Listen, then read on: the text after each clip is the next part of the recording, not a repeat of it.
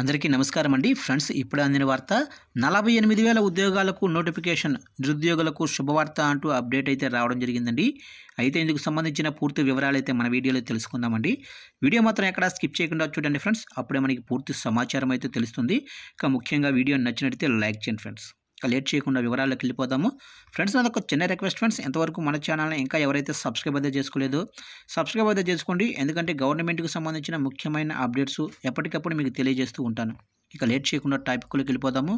ఇక నిరుద్యోగులకు పోస్టల్ శాఖ శుభవార్త చెప్పింది. దేశవ్యాప్తంగా ఉన్న పోస్టాఫీసుల్లో ఖాళీగా ఉన్న 48,000 గ్రామీణ బ్రాంచ్ పోస్ట్ మాస్టర్లు, అసిస్టెంట్ బ్రాంచ్ పోస్ట్ మాస్టర్ పోస్టులకు జనవరి 29వ తారీఖున నోటిఫికేషన్ విడుదల చేయనున్నట్లు ప్రకటించింది.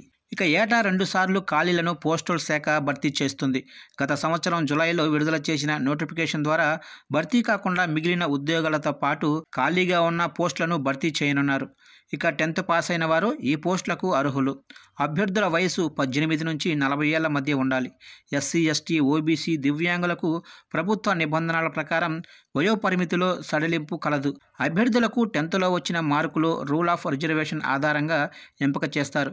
ఎస్సీ, ఎస్టీ, దివ్యాంగులు, మహిళలకు పరీక్షా ఫీజు ఉండదు. మిగతా అభ్యర్థులు దరఖాస్తులు ఫీజుగా ₹100 చెల్లించాలి.